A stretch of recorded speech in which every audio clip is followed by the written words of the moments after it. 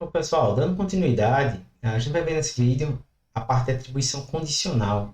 Ou seja, a gente vai testar algo e decidir o que a gente vai fazer a partir do resultado desse teste. Legal? Então, nesse contexto, por enquanto, a gente está trabalhando apenas com atribuição contínua, ou seja, utilizando exatamente essa palavrinha aqui. Né? E vocês devem ter notado que nessas atribuições a gente faz tudo em uma só linha, de forma contínua. Né? Depois a gente vai trabalhar em cima de blocos que são chamados blocos procedurais e que vocês vão verificar que existe a palavra if, existe a palavra else, entre outras coisas, tá? Então, na parte condicional, a gente já espera o quê? Que a gente vai utilizar um formato de if, um teste, né? E que a partir do resultado do teste eu defina exatamente qual atribuição vou dar para a minha variável de saída. Nesse caso, vamos supor que eu vou testar S. Se S for igual a 1, eu quero que na saída se apresente em 1. Se S for igual a 0, eu quero que na saída se apresente o valor que está em 2. Legal? Então, ó, o teste que eu vou fazer é muito parecido com o que aparece lá em C para mim. Então, usa essa interrogação, tá? Então, essa interrogação aqui, ela faz o quê? A Alt vai receber o valor de... Aí, tem um teste, né? Se S for diferente de 0, né? Ou seja, se S for igual a 1, eu quero que ele saia em 1. Não foi isso que eu falei? Se não, saia em 2. Legal? Simples como isso aqui. Então, com isso aqui, vocês conseguem sim fazer uma atribuição, né, utilizando testes. E vocês podem trabalhar isso de forma contínua, ou seja, uma só linha, com vários if else, se vocês quiserem. Basta colocar, no lugar dessa variável aqui, outro teste, por exemplo. No lugar dessa variável aqui, vocês podem colocar outro teste entre parênteses. Tá? E isso aí gera uma lógica já razoavelmente complexa para o meu design. Não é? Então, note. Além do mais, eu quero aproveitar essa aula também para falar para vocês como a gente trabalha com definição de números. Então, meus números. Tá? E nesse contexto aqui, eu já digo para vocês o seguinte. Toda vez que vocês estão trabalhando com números, vocês estão trabalhando com a quantidade de bits que pode ser representada dentro daquela arquitetura. Você está definindo essa quantidade de bits.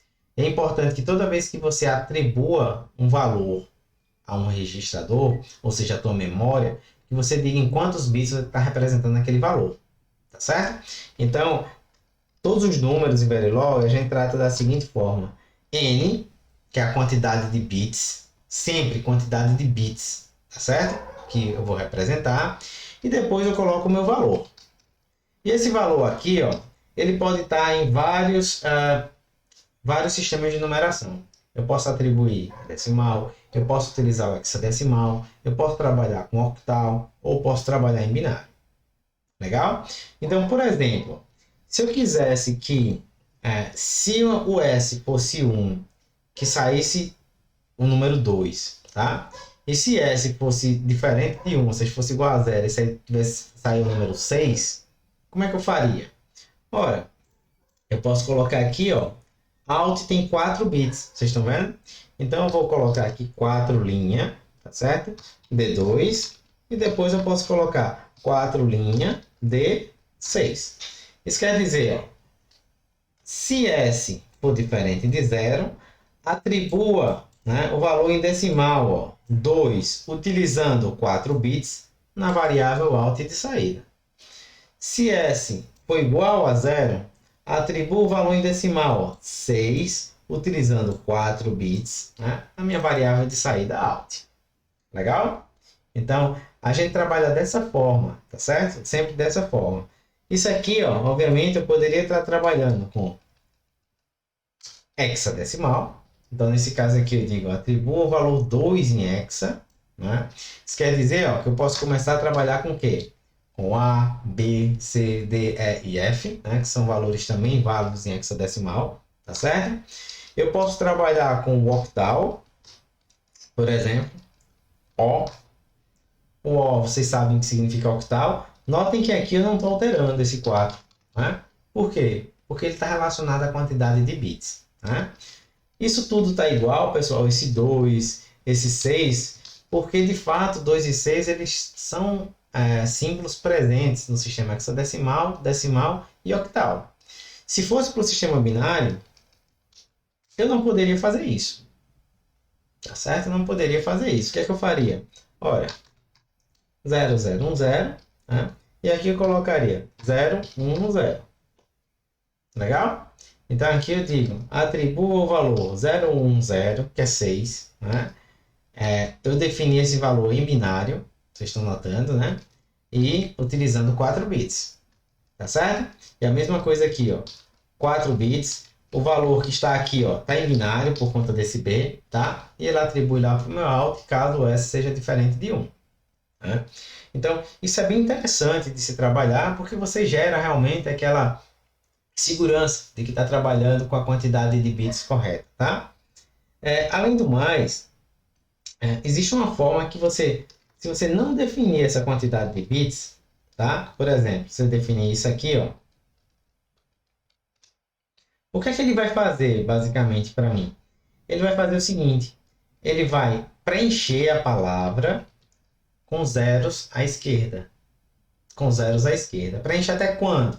Até chegar no tamanho da minha variável. Então, por exemplo, a alt é uma variável de 4 bits. Os bits são B0, B1, B2, B3. Ele vai colocar aqui em alt, né? 0, 0, 1, 0. Caso meu S seja 1. Caso contrário, ele vai colocar 0, 1, 1, 0. Legal? Então, sempre que estiverem trabalhando aí com hexadecimal ou com números, né? Fiquem cientes disso aqui, tá? Então, ó, no momento em que eu chego aqui e aumento, vamos dizer que agora eu estou trabalhando com 8 bits, né? Com 8 bits. Quando eu vou definir, por exemplo, um número em hexadecimal, né? Se eu colocar isso aqui, ó, ele vai interpretar como AA, né? Vai ser 4 bits vai ser o primeiro A e 4 bits o outro A. Lembrem disso, na verdade. E ele vai converter isso para atribuir isso aí ao meu out. Tá certo? A é 1, 0, 1, 0. Então, no meu out, ele teria 1, 0, 1, 0, 1, 0, 1, 0. São meus 8 bits. E de forma semelhante, olha, nesse caso aqui, ó, o que é que ele faria? Ele pegaria os 5 bits à esquerda, colocaria como 0. E depois os últimos 3 bits, né, os menos significativos, ficariam com 1, 1, 0. Tá certo? Não tem problema estar misturando sobre o formato, desde que eu especifique direitinho quantos bits ali eu estou colocando. Tá? Então, aqui, ó, no momento que eu coloco 8, aí você precisa definir aqui os seus 8 bits. Tá? Então, 1, 2, 3, 4, 5 e depois o 1, 1, 0. Tá? Então, é importantíssimo aí que vocês definam todos os bits. Tá? Então, se vocês colocam algo em octal, né, vamos dizer 1, 2, tá? Octal 1, 2, o que é que ele vai fazer? Ora, aqui, por exemplo, você não definiu todos os bits possíveis. Vocês estão observando? Né? Por quê? 2 é um número que tem 3 bits, né, em octal. Né? Cada algarismo ele tem 3 bits em octal. Tá?